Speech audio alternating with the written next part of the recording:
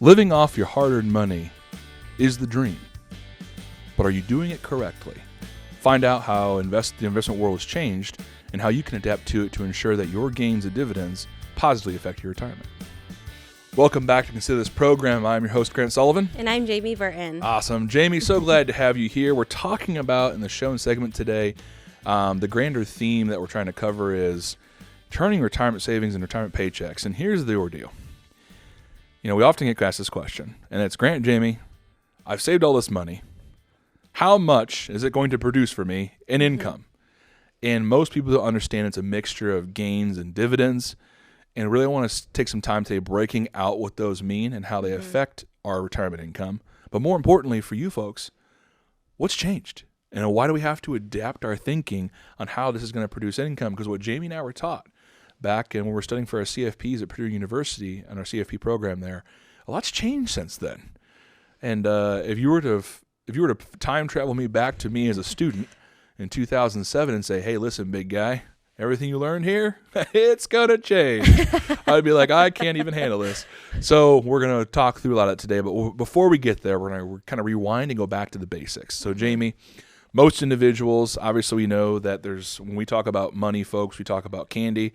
I'm a big guy. I love food. It's an easy illustration for me to remember. The investments that you purchase, and that's can be from anything from in stocks to cash to real estates, alternatives, all that stuff. We call it candy, right? That's the stuff you put in your investment vehicle. And then you can have wrappers around that, exchange traded funds, mutual funds, and there's tax wrappers around that. And so we're going to focus on the tax wrapper and what those internal candy instruments do and how they can affect your income. So, Jamie, getting into gains, so let's go through a couple questions. Number one, what are capital gains and how are they broken out? Sure. So with capital gains, you can think of that as you make an investment. So that's the capital. The capital is the money that you put into a certain investment. The gains then is what you make off of that capital that you invest in. So say you buy a stock for $100 and that stock goes up to $200. That $100 difference, that is the gain of that stock that you've purchased. So with capital gains, they're taxed in a special way. So they have what is called preferred tax. So you have your income tax where you pay at a certain level, and then you have the capital gains tax. If you are in a 12% tax bracket or lower, then you don't have to pay any capital gains taxes. If you get above that 12% tax bracket, say to the 22%, and you have capital gains, that gains will be taxed at 15%. So it's at a preferred rate. And that's long-term capital gain. Yes, so let's preface that. So long-term capital gains, they're preferential. You want them. And in order to get a long-term capital gain, you have to hold the asset for more than 365 days, right? 12 months, baby. Hold it that long and you get long-term preference. But Jamie, what happens if you have a non-IRA account? And I'm bringing this up as well because if you're in a 401k or an IRA, and that's Roth on both sides and deferred, you're deferring that gain. So all the action you take is not going to cost you taxes until you take the money out in a traditional IRA, traditional 401k. And good news is if you have Roth, it's not taxed when he comes out. So there's that plug for Roth right now. But if you're in a non-deferred taxable investment, such as a normal brokerage account, individual, joint, and you trade that gain and you recognize it and take it in for yourself and you haven't held it for 12 months, what happens then? That gain is counted as ordinary income on your tax return. So you are missing out on that preferential tax rate.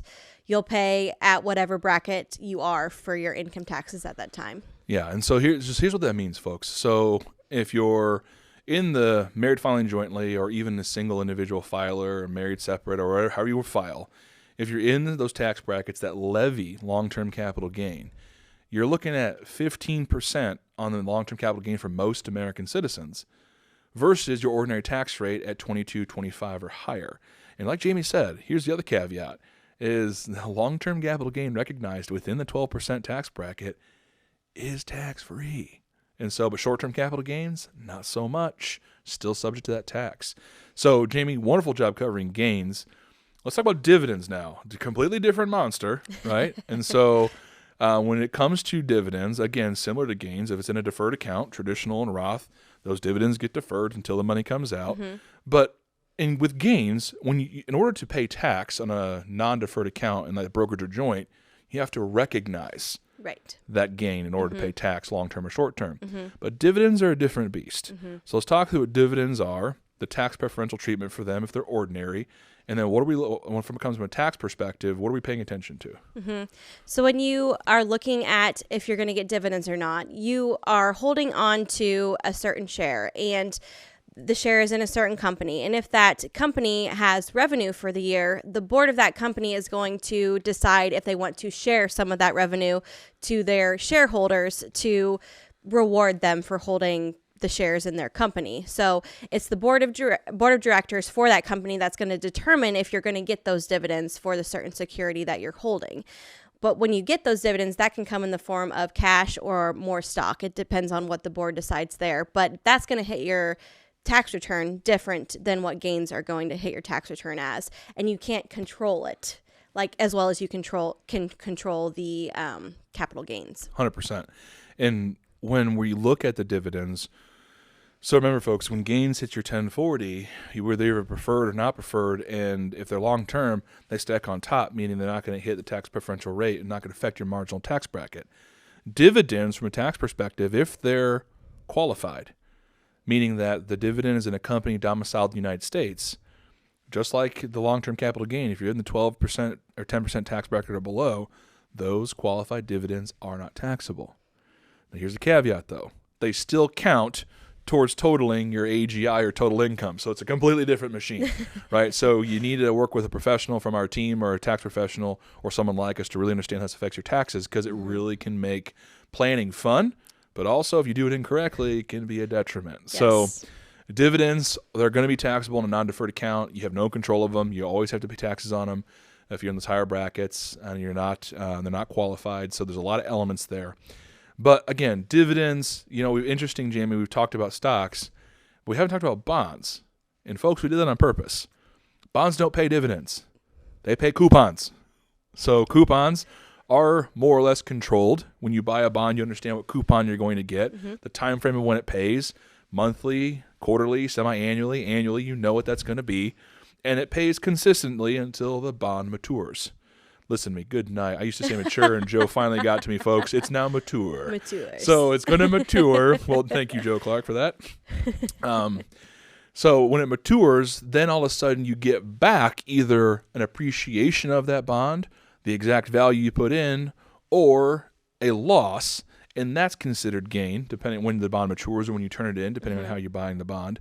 But bonds don't pay dividends, folks. They pay coupons. That's so important to understand and know, because that does affect the whole tax structure. So, Jamie, now we've talked about capital gains and equities and debt equities through bonds. Let's talk about diversification, right? So if we're turning money into savings, into paychecks, right, you got to figure out how we're doing that. And so getting into the diversification of assets, right? Some people look at us and say, well, you know what, Grant, Jamie, I don't care so much about my asset portfolio appreciating. I want to buy dividend-paying stocks. Well, folks, guess what? You have no control. So that's a hard one to manage. Yes. Also, when it comes to fixed income, having proper diversification is important, because when Jamie and I were in school, we were taught that 60-40 ruled the land. And what that means is that our professor looked at us in class and said, and I remember exactly what he did. I won't name who it was, but he put his glasses, put it up to his nose, and he said, like this, he said, kids, if you're going to be successful in this industry, remember 60-40. And that's what a successful retirement portfolio looks like for your clients going forward. And in that period of time, it made sense. The bond market was in a 30-year bull, right? Bonds were doing nothing but appreciating. Coupons were fairly, I'd say reasonably clippable. And the equity market was more or less kind of moving in the right direction. And then all of a sudden, 08 and 09 came. But really what he was trying to get at was you can get fixed income protection and income to meet your needs from the bond portfolio. But JMOS has forward today. And so we talked about this in our thirdly. And so for folks that are listening who aren't part of our family net that we take care of, we meet twice a year. I know it's called thirdly. That's a long story. We'll leave it for another conversation. But we meet twice a year to talk about economics and the portfolios and meet over dinner and break bread together. But our allocation team did a beautiful thing with Joe. And they talked about how things change. So Jamie, talk to the listeners about what you could do in a fixed income portfolio in 1999 and how that had to adapt to today. Sure. So, yeah, back in 1999, you were able to, when you got to retirement, re-diversify your portfolio to where you could have 40% of your income in bonds and the rest in the market. And you're going to get enough coupon payments and dividends and interest off of the equity side that you have to generate the income that you needed to have to live off of in retirement and never touch the principal that you have inside of your retirement account. That's because of the environment that was the bond market at that time and was the equity market at that time. That has totally shifted to today to where you can really only have about 5%? Less than 5%. Less than 5% in the bond market and have 8, 9, 10 other categories of investments inside of your portfolio, taking much, much, much more risk to get the same amount of income that you need to live off of in retirement and not touch the principal of your portfolio. Essentially assets. And that's huge to know because that changes the investment dynamic. Now, folks don't hear that and get scared. There are other ways to build the portfolio. And it's why there are professionals like us and our team that are available to help you through that. But we just need to know that old thinking is not going to get you to the new place. And using gains now becomes far more important to your portfolio than ever. And I'll wrap up with this, and that is, will annuities then make the picture or fit into the picture and help solve the problem? Do they help the equation? Unfortunately, the answer can be yes and no, because we're forgetting about one key element that affects annuity payments: inflation. And so you have to look at this entire operation as a silo. And so in evaluating where you're at, gains and dividends and bond coupons income has changed. We got to reevaluate what that plan looks like and how that fits your portfolio and your situation. And if annuities enter the equation, you better darn well have a plan for that. Because remember, annuities are more often sold than bought. They do have a place, but it's a very particular place, and you got to know the risks there. So please reach out to us, 800-928-4001 or yourlifeafterwork.com to have a next steps meeting. I look forward to seeing you again soon.